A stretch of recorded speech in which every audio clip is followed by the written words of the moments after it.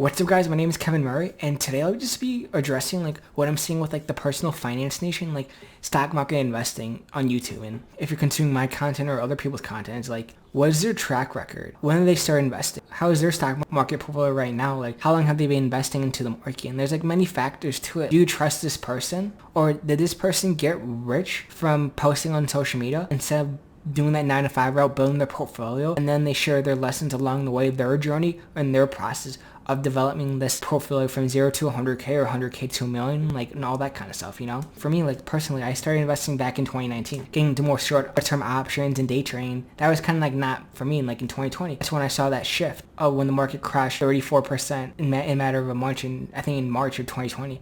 And that's when I got into more long-term investing, buy and hold, looking at Warren Buffett's, Peter Lynch, and the value investors, and starting to consume content on YouTube, from these financial YouTubers, from the personal finance king. You could say Graham Stephan. He's one of my favorites. I like financial education, which was someone I got started with back in 2019ish too. Those are the two names that come to my mind first. Both of these, you could say, guys, very motivating story to tell from both of them, from what I've seen online. And each one of them are in different niches.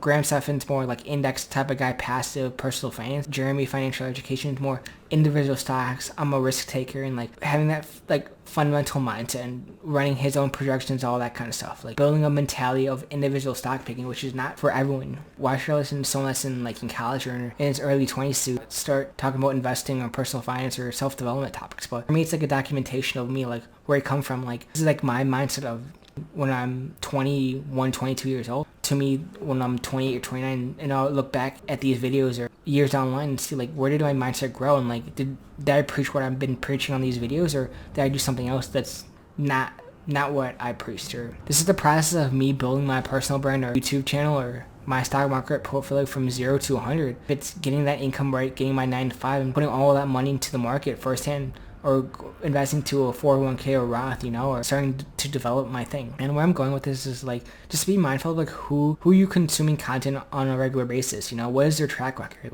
When they start investing, do I trust everyone's opinion, or should I start developing and taking bits and pieces from all these YouTubers or gurus that I follow online and make my own philosophy of investing and my philosophy in life or principles? You copycat all these people, but what resonates with you? Kind of re-emphasize this too, show your track record.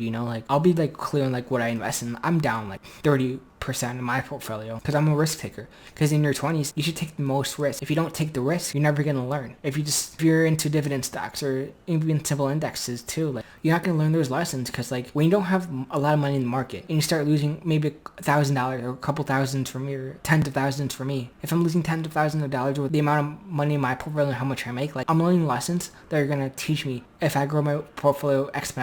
If this lesson taught me not to do this in the market, or this YouTuber told me not to do this, and then I resonate with that because I experienced the same actual. And right now, currently, as I'm recording this, in 2022, in July, there's so much stuff going on in the market, from inflation, rising interest rates, geopolitical, a lot of drama and toxicity in the individual stock picking niche on YouTube or on TikTok too. No one's bullish on the market. Everyone's hating on people's portfolios, and sure, it's cool and all, but come on, it's more a maturity factor. Sure, one thing you should do is just follow in your own footsteps. Be in your own lane. You could look at other people's portfolios and judge them, and but you don't know anything about them. You just want to post a hate comment on these guys and all that kind of stuff. But just remember, everyone's trying to make a living, and if it's a 9 to 5 or making social media content, but you guys just gotta respect that. But also you gotta respect them too as an investor. Maybe their picks haven't been the best. Maybe it's mine or someone else's, but we'll see in the next 3 years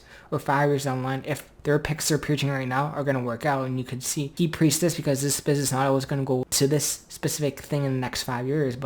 And also too, just being a learner in the market. I think I know a lot about the markets and how the financial markets work at this age, but I'm nowhere close to where I want to be in the next 3, 5, 10 years down the line, and that's gonna show. But when you focus on one thing in life and just focus on that and get better at it, you become a master at it, and it kind of shows what kind of skills you have to it. But with investing, if you're a good individual stock picker, you could show it off on social media or become a hedge fund or VC type of person and make lots of money off commissions and fees. But I believe everyone has the ability to start investing when they're young, and if they're willing to put in the work, if it's index funds, individual stocks, crypto, and real estate.